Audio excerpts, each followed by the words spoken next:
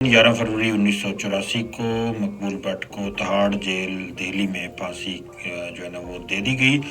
और मकबूल भट्ट जो थे वो आज़ादी पसंद रहनुमा थे। आज उनकी 42वां यौम शहादत मनाया जा रहा है। आज़ाद कश्मीर, मकबूजा कश्मीर में जहाँ जहाँ कश्मीरी आबाद हैं वो उनको याद कर रहे हैं।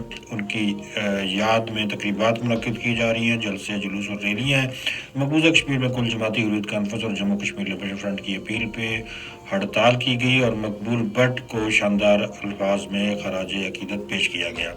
मकबूल भट्ट तहरीक आज़ादी कश्मीर के वो हीरो थे कि जिन्होंने कश्मीर की आज़ादी के लिए अमली तौर पे जदोजहद की और वो मैदान अमल में उन्होंने भारत को चैलेंज किया और भारत के गासबाना कब्ज़े को तस्लीम करने से इनकार किया।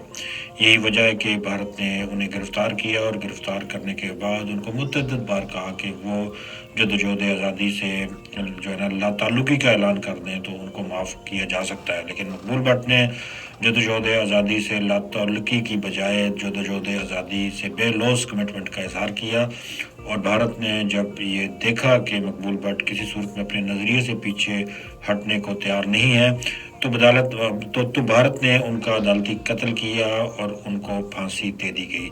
मकबूल भट्ट अक्सर जेल में गज़ल गुनगुनाया करते थे पाकिस्तानी शायर फैज़ अहमद फैज़ की, जिस धज से कोई मक्तल में गया वो शान सलामत रहती है, ये जान तो आनी जानी है, इस जान की तो कोई बात नहीं। मकबूल भट्ट ने बखुशी फांसी का फंदा चूम लिया, लेकिन अपने नज़रिए, अपनी सोच, अपने अफकार और अपने नज़रियात से पीछे नहीं हटे। आज मकबूल भट्ट का यौम शहादत मनाया जा रहा है और इस हवाले से पूरी कश्मीरी कौम उनके नज़रिए पे साबित कदम है और इस अज़म की तजदीद कर रही है कि कश्मीर की आज़ादी तक और कश्मीरियों के बुनियादी हकूक़ की बहाली तक और रियासत जम्मू कश्मीर में भारतीय फ़ौजी कब्ज़े के इनखला तक वो अपनी जद्दोजहद जारी व सारी रखेंगे।